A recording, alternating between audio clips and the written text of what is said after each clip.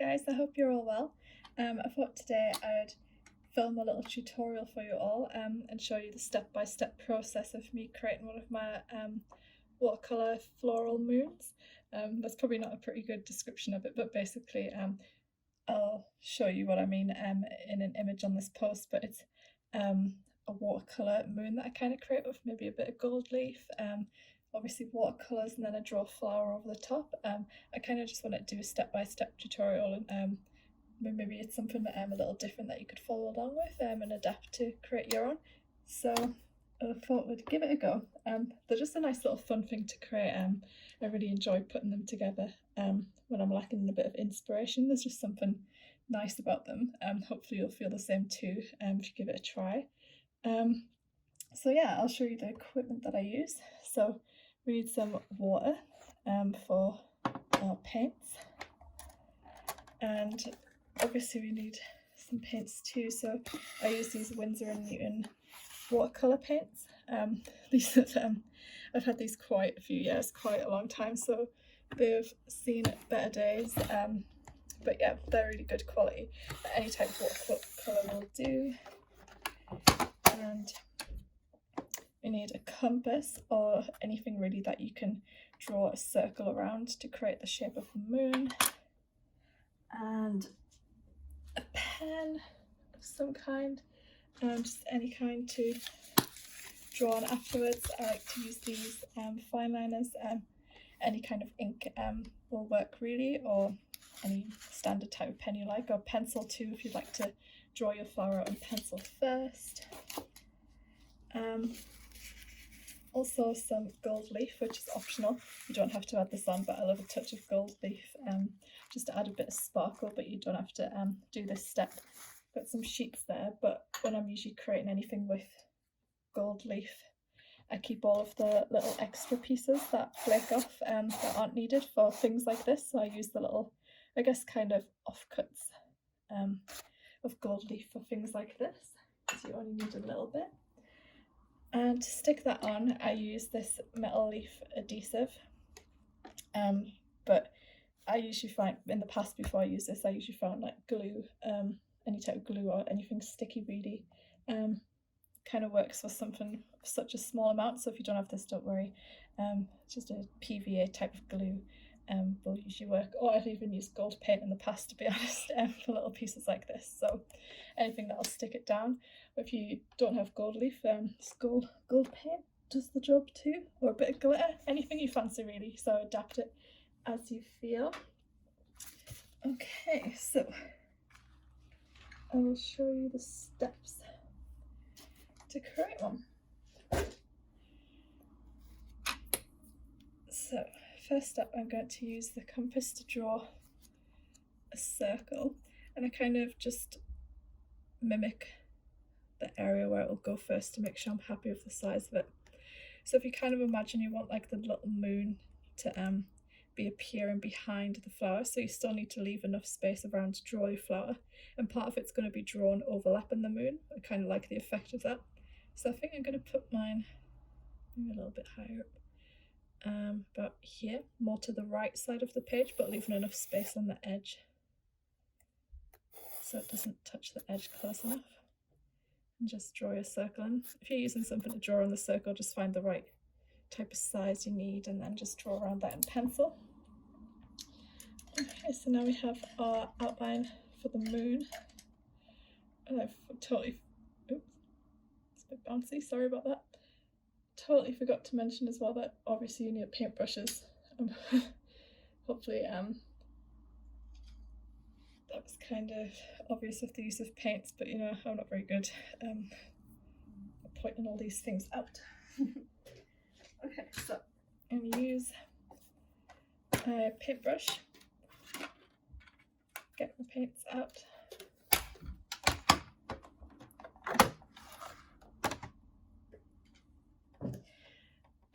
Move around a bit. Okay, so I've got my paints to the side here, and I'm going to use a bit of water first, just to sort of rinse this whole area of the moon just in a bit of water first. You don't have to get the edges perfect here. Sometimes I feel like a little bit of overrun is quite nice, a little rough edge, not so smooth. I'm just using a figure brush at first to go in with the bulk of water and colour. So once you're happy with the amount of water here, obviously you don't want to flood it with water, it's just a little bit to wet the surface really. I'm going to go in with a base colour, get some more water. I'm kind of using a really pale, I guess it's a white that I'd originally mixed some peachy orange tones in, so it's very light. Just to start to add a wash of colour.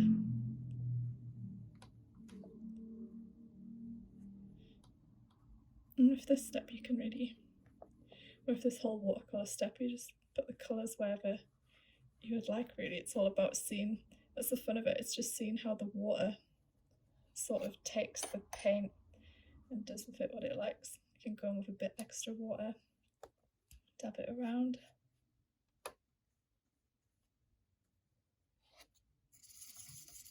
It's just about building up layers of colour. So you can do a whole wash of the colour, spread it out, and then go in with some gentler, smaller taps, like so, just to really create that bit of texture.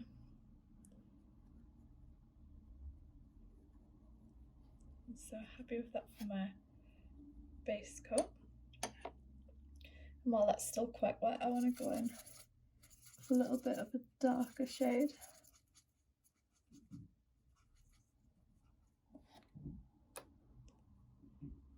Concentrate more on the edges on this one.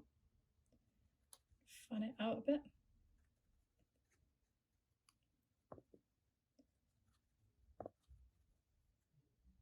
Start to stipple some bits more in the centre. If you see it start to gather on the edge a bit, just lift the side of the page up. Watch it come back down like so. And do the same with the other side. Just make sure that the water keeps moving.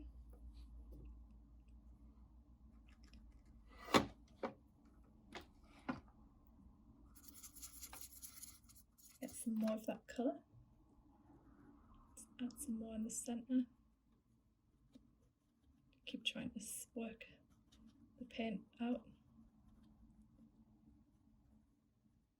I think the kind of colour theme I want to go for this one is kind of more of a nudie, natural look.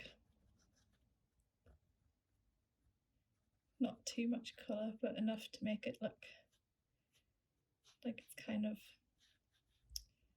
I don't know, glistening a bit, I guess. Probably doesn't even make any sense. I kind of picture in my mind what I mean. Okay. Kind of want to try and stick to the lighter colours, but I'm going to go in with a bit of pink. And the shade of pink's really, really bright, but I just want to add some tiny touches of it so it'll also blend together.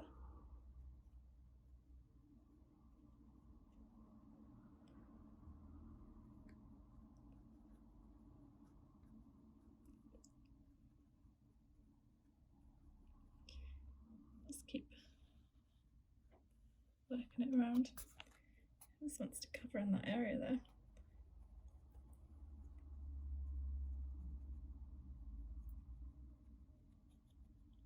You can go in with as many different colours as you like and just keep building on it until you're happy with how it looks, really.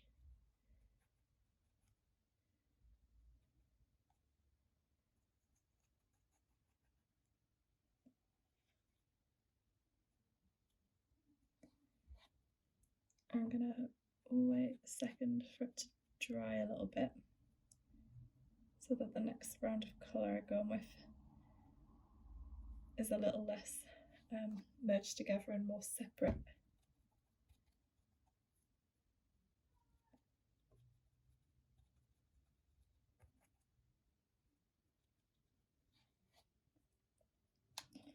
Okay, so give that a bit to dry. I think I might try a little bit of brown, but just a very light bit.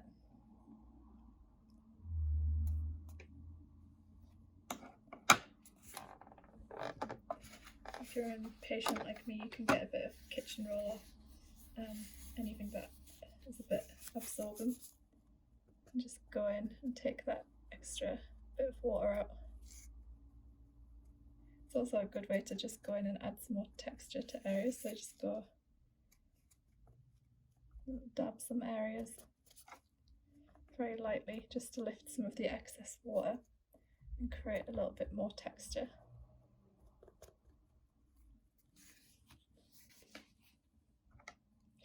Then I'm going to go in with the very light brown. Kind of looks a bit like tea.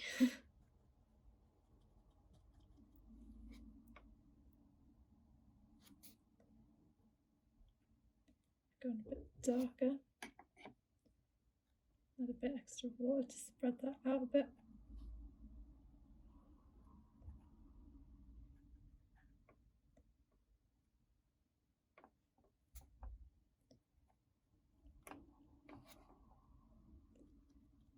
Just dot around.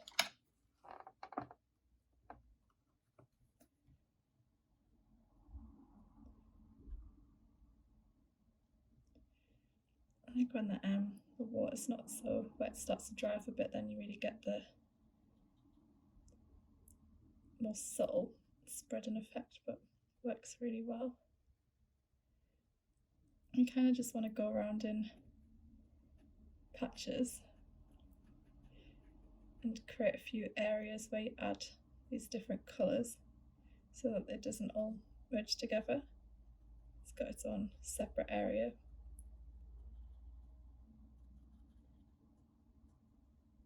And then to kind of work it around in a way and wrap it around so that it doesn't look too separate and it starts to come back together a bit. Kind of add the darker colours towards the edge as well. It's a bit more shadowing and also helps to hide some more of that pencil line we created to draw the circle.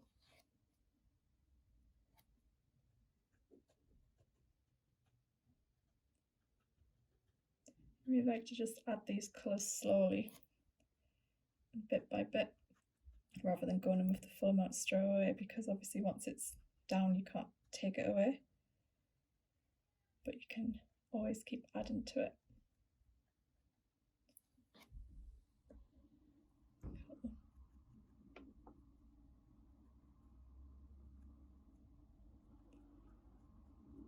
Any areas that are left without that colour, just kind of go in and gently tap to add a tiny bit, just to start to bring it together. I'm going to wait for that colour to dry first before adding in any more. Not fully dry, we still want it to be a bit wet so we can work with the area. Again, any bits that have clumped together, too much water, go back in, take it away.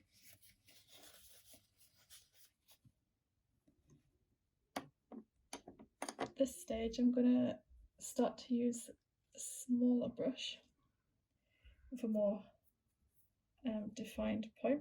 So you see before I was using a really thick brush. It did have a bit of a point on it, but I'm going to go in with the smaller one now so I can really start to concentrate the areas that I want to add the paint a bit more. I'm going to go in with some more brown, but I think I'm going to mix it with a bit of pink so it's a more neutral type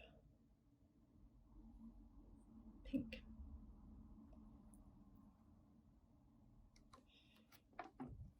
Okay.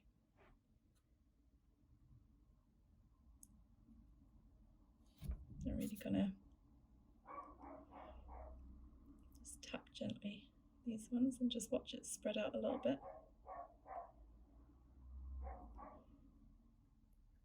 I'm going to concentrate most of this darker colour. So you might have noticed each time a colour comes in, it's a bit darker each time. You want to start off the lightest first and then build up from there.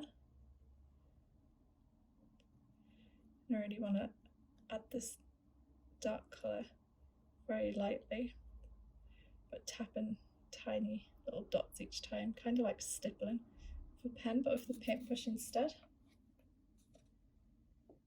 Add some more pink to that. This works a lot better when you've still got a bit of moisture. Otherwise it kind of just settles just as the dot as you paint, and it doesn't have any of that spreading effect. So if it's not working so well, just add a bit more water to your brush. But at this stage I haven't added any water to the brush other than what is on the circle already, just enough to spread it a bit.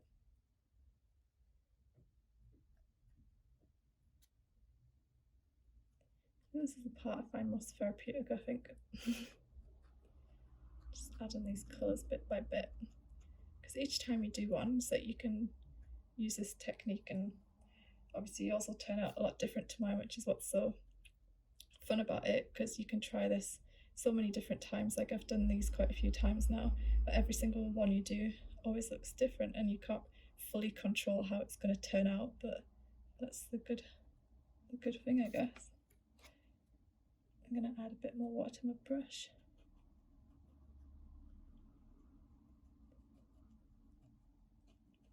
Just go in with some more over here.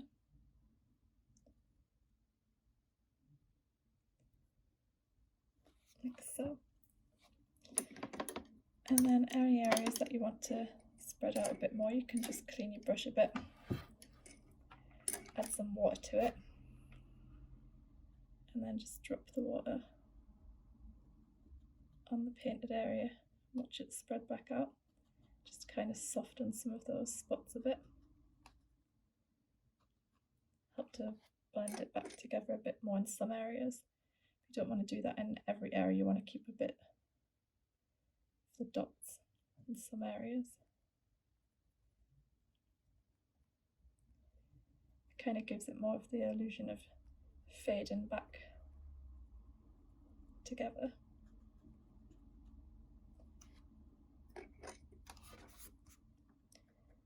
Do that in the centre, this one here.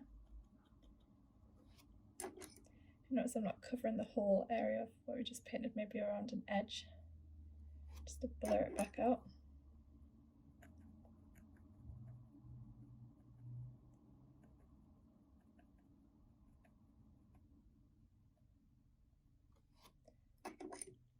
So.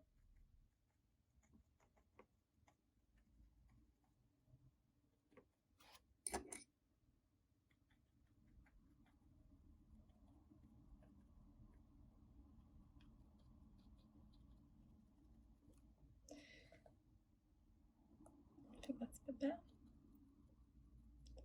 Then any excess left on the brush of that new watered down version of the colour, just go dotted around in some areas.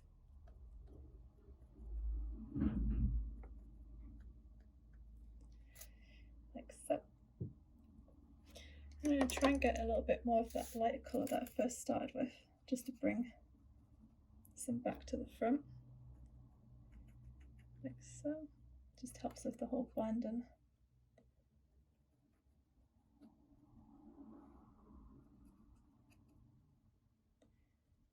Just tie it back together, so some areas where it might be missing a bit of that shade, you can just add it back in.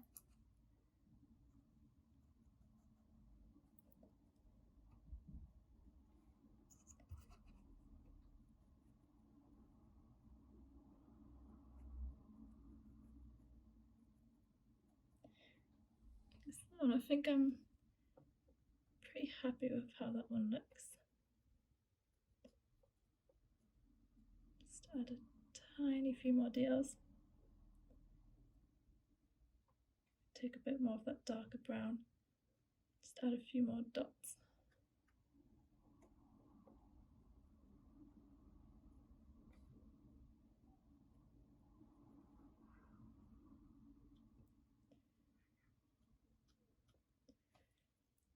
what you can kind of do in some areas is create one bigger dot,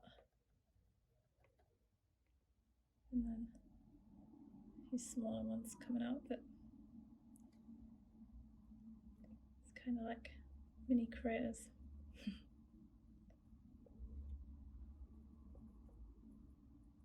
Any areas where it has a darker concentration of colour, you can fan some dots out of that area,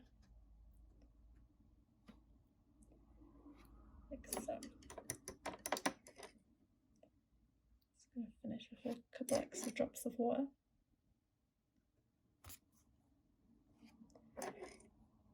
Sometimes at this stage salt works well as well if you want to add a bit of salt. Sometimes it has a nice crystallizing effect. You just got to leave it to soak up the excess water. It only works so much if you have a bit extra water on your composition. It kind of soaks it up and then crystallizes a bit, and then once it dries and you're able to scrub it off, it leaves behind a nice crystally type effect.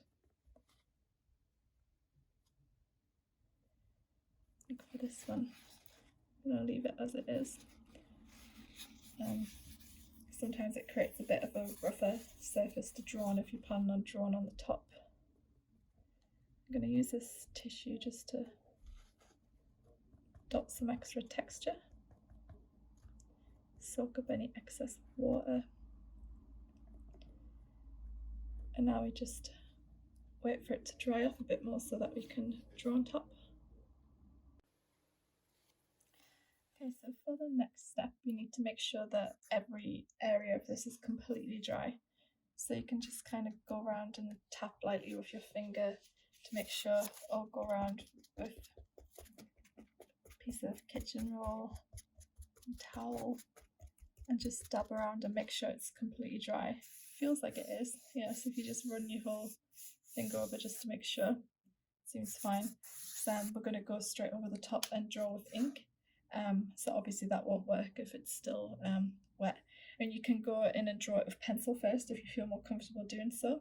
I just prefer to draw it straight with the ink. It's entirely up to you. So I'm using a 02 fineliner. This one's a Derwent fineliner, which I've found quite good so far. It's lasted me quite a while. I wouldn't usually use one as thick as a 02 normally, but for this one I really want the lines to stand out against the darker colours. So you want to start with the centre of the flower, and I'm going to draw a daisy.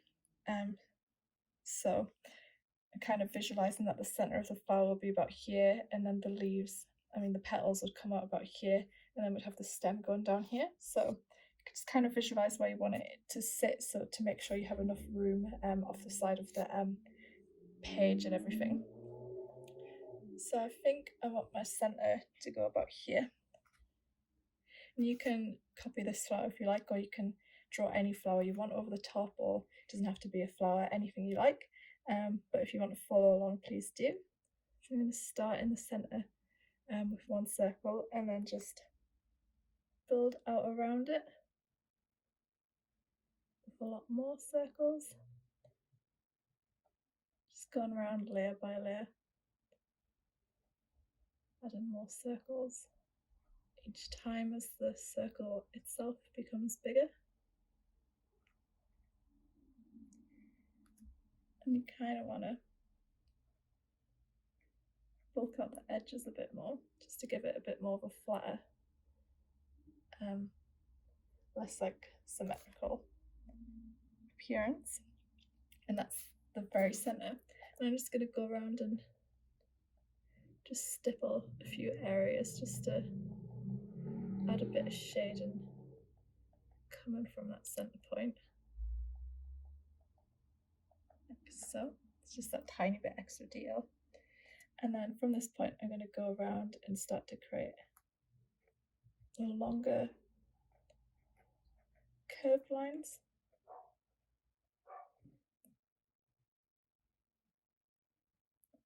Just all the way around. These ones are a lot thinner.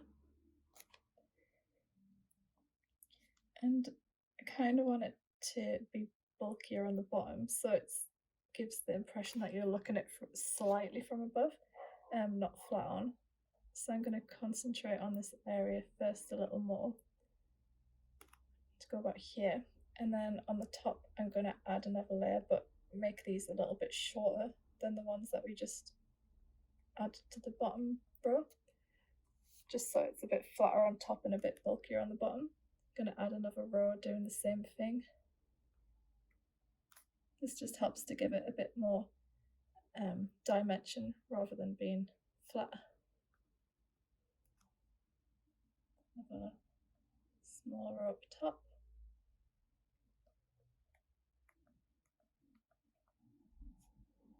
I think a couple more. So each time you add this row, kind of come down a little bit further, so it's not starting and going straight out from the sides, it's kind of curving down like that.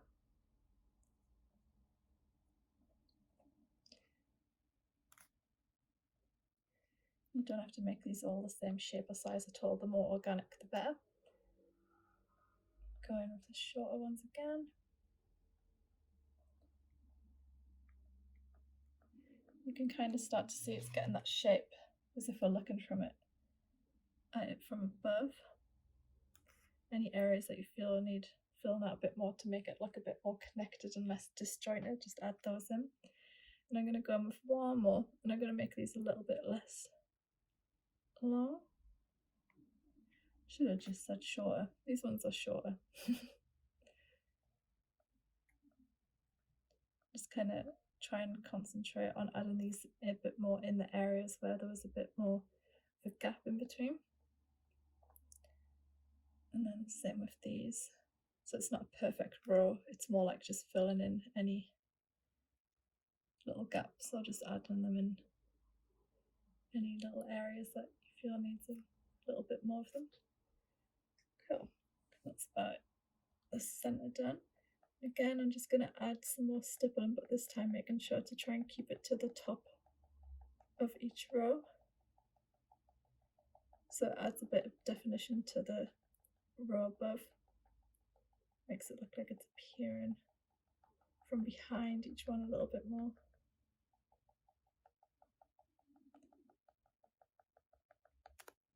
So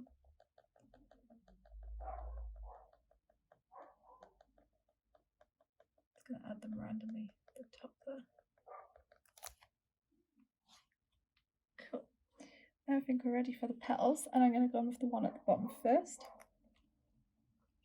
Just bring it from the centre, round, and back up. And just add some quick strokes curved in the same way to start to add the areas where I'll go in and add a bit of shading later on. Add another one to the side, curling out to the right a little bit more. And I'm going to end this one here because I'm going to add another one that'll appear above that one. And I don't want it to be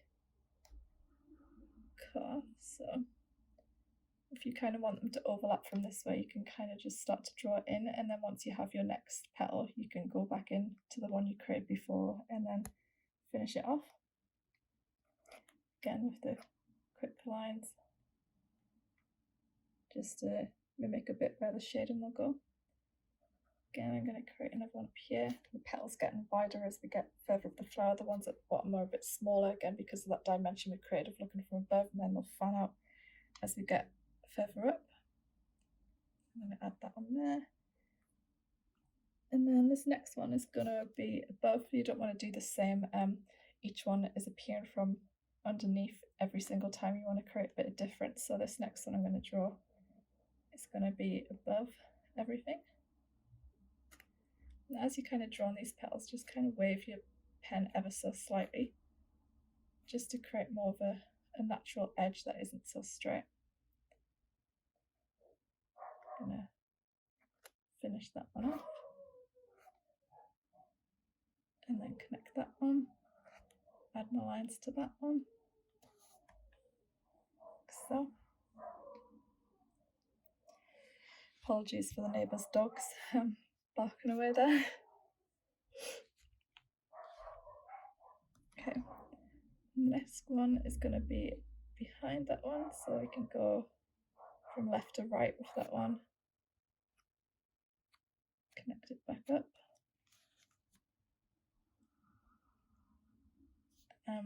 We can continue around this way.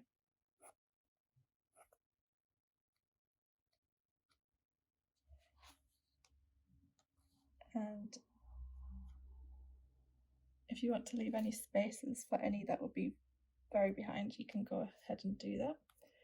I'm going to come back to the bottom and start to add some more going this way.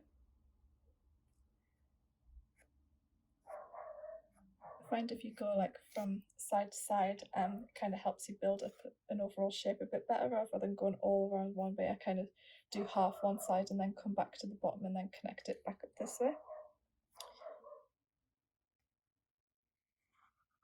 Draw a leaf here. Oh, sorry. This is why I like creating it on top of the moon, because I kind of like when it starts to get that bit of area where it comes off as well. Just it's a little bit different, you know. And I'm going to go in with another one that's going to come from behind here. Like so.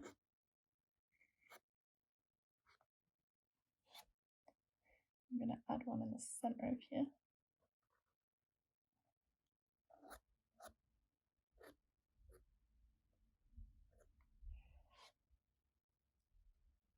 And then add one coming from behind that one there.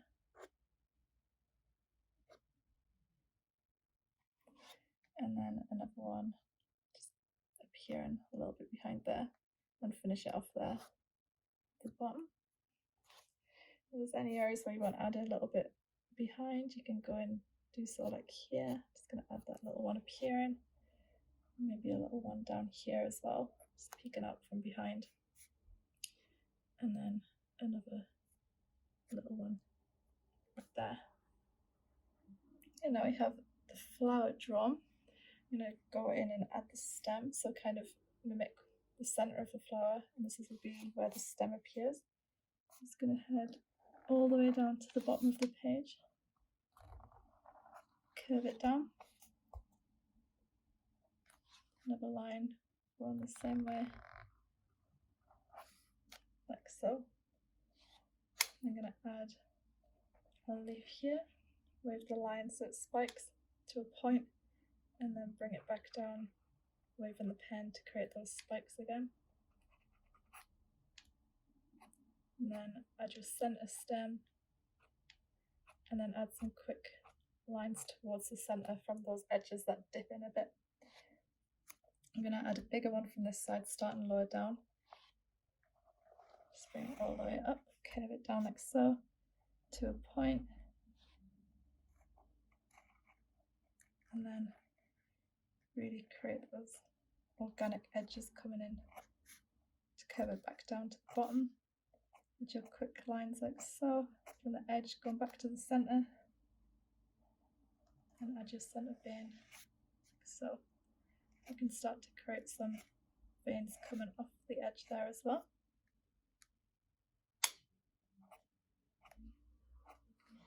Sorry, I just realised couldn't see that bit there. There you go. So we just curved that stem all the way up, not leaf, sorry, and then wave the pen coming back down to the bottom, and then add in your quick lines there like so.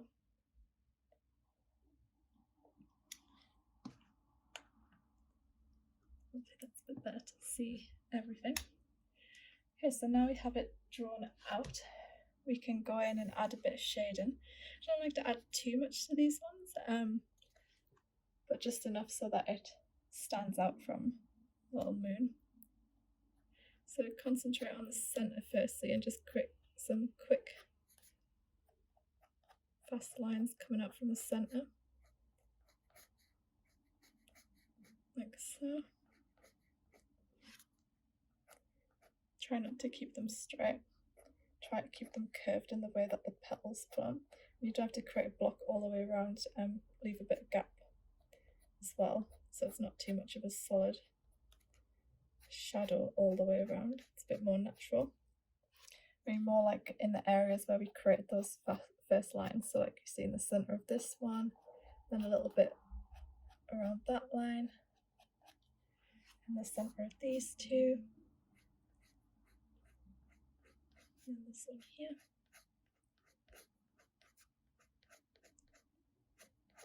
Like so. Now we have the centre shade, and you can go in and add a bit of quick shading from the edges and sticking around the areas where you first added those quick lines. Just remember to always keep them angled in the same way that petals form.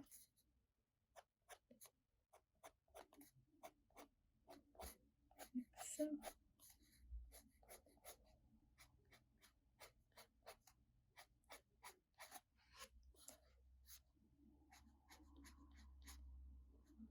Like I always say, the quicker the line, the more organic it looks. It helps it fade off to that point at the end rather than being one solid line. And really these few quick lines just makes all the difference to help bring it all to life.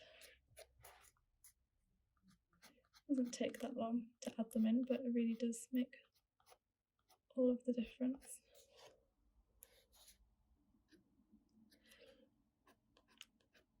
These are the petals that I'd usually turn the page completely round just to angle my hand a bit better. Sorry, that's not a great angle for you to see from.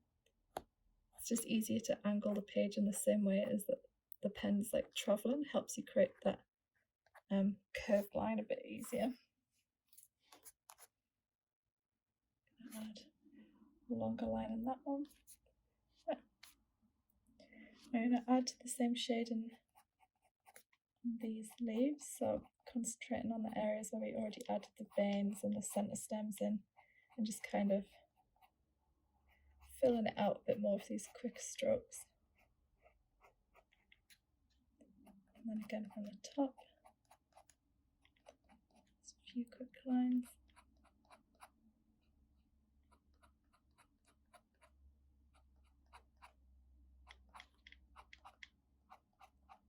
Really just adds a bit more dimension. So I'm going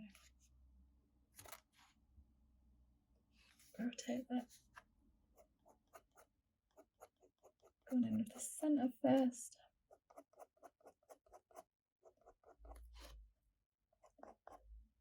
Just adding those quick lines, and then adding a few on the back, like so.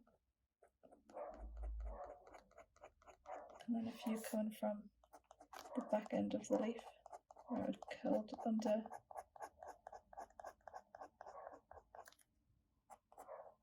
And the top.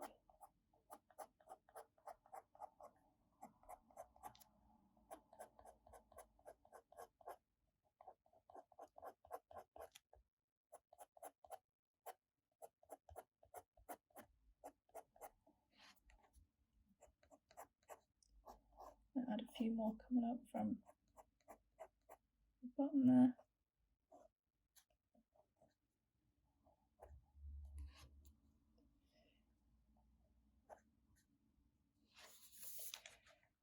And for the stem, I'm going to add some quick lines like so, spiking up from the sides and from the centre, just to give it a bit of that fuzzy texture. So you kind of just want to do really quick short lines for this one and just angle them in all different directions, just to make it as organic as possible. Making sure to add some from the edges as well so you can really see that fuzziness.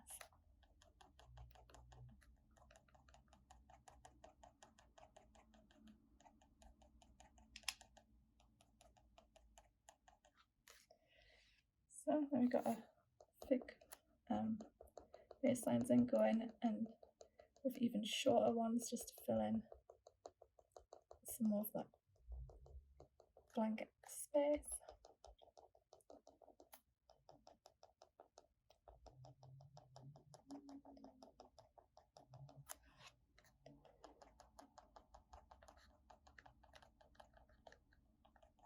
so. And I'm just going to add a few lines to the right hand side, just quick from the side, just to add a bit of shading.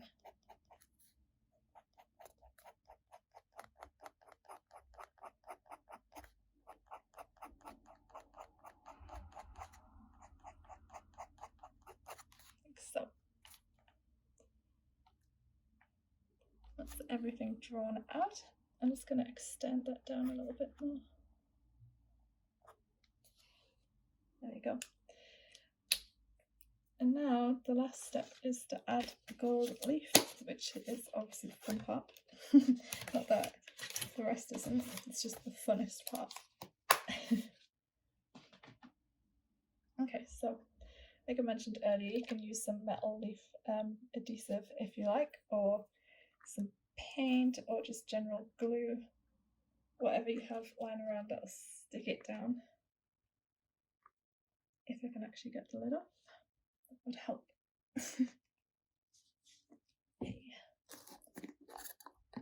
Okay, it's quite watery, you can see there. And I'm going to use the end of an older brush. You can use anything you like to sort of add it in, or you can use the top of an older brush. Actually, I might use the top. Actually, this one's a really old one. I kind of keep these older ones that I won't use for painting for things like this. So you just go ahead and dip a bit in and choose the areas you want to add a bit. And I kind of just use the same stippling technique as I used to add the paint, just to dot it around a bit, try and keep it organic.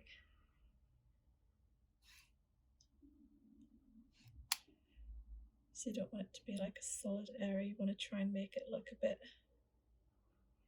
like it blends in with everything else.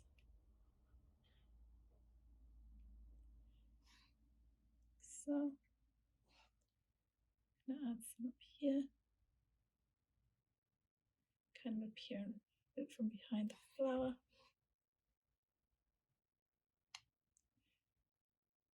It kind of becomes a little bit hard to see where you've actually put it sometimes, but you can kind of get low down to the page and see where it looks a bit shiny. It stays a little bit white, not much. Some here, a little bit there, and just a tiny bit more up here. I'm gonna add some more dots randomly, like so. I'm just gonna leave that now. You need to leave it to dry for a few minutes until it's tacky. So it'll kind of thicken up and just become tacky, and you just kind of test it with your finger after about 5-10 minutes.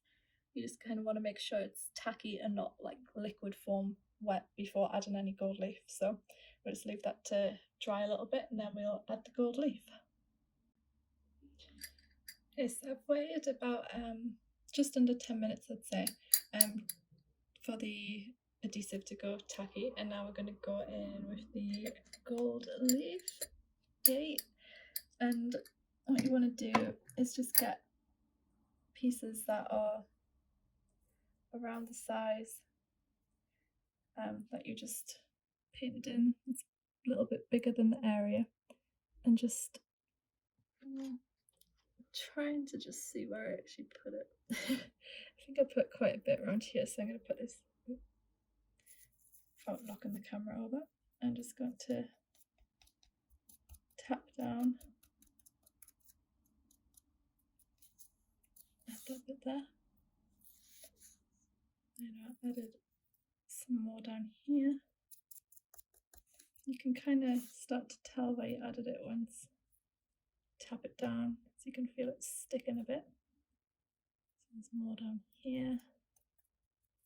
Usually just tap very lightly to make sure that the adhesive is picking it up.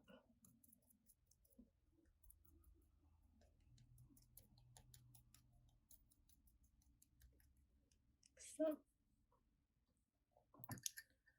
and then Just keep doing that until you've covered all of the areas where you added your adhesive or glue. It'll probably take a lot less time for the glue or the paint to become tacky.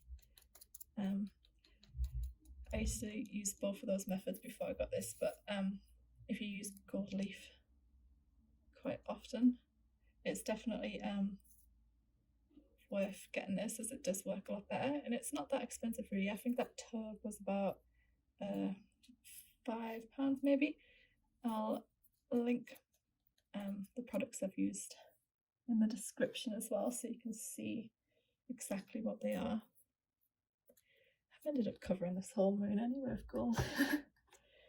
But it's better to just try and do it in smaller chunks so you don't end up using more than you need.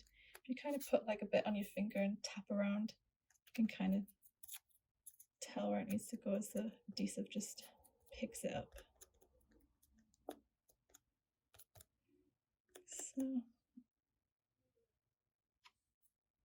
I think that's almost it.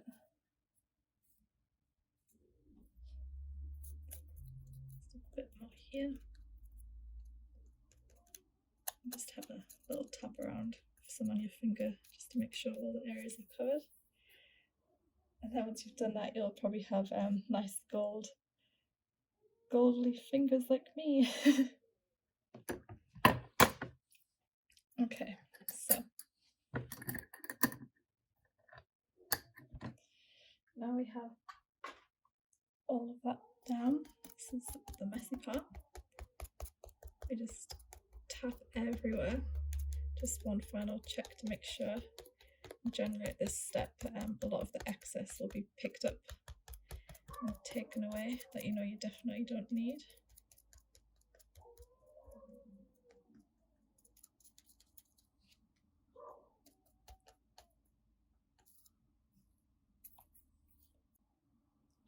Okay, so now that that's all tapped down, you can go in with a fan brush, and this bit can get quite messy but obviously very pretty, and just lightly brush away at the gold leaf, and the areas that are in excess of what you put down will start to be lifted away. Just going to take that bit away over the top of the drawing, as I know I definitely don't want that bit there.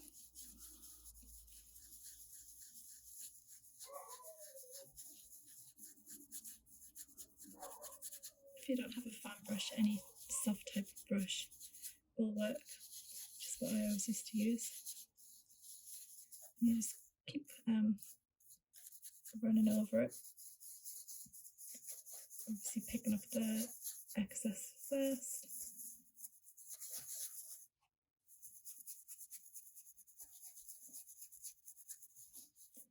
And once you feel like you've got most of the excess away, just keep brushing up the smaller bits until it's all soft and even.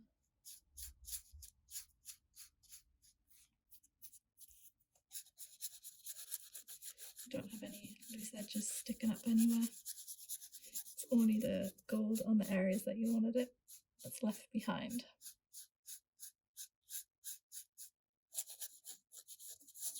Like so.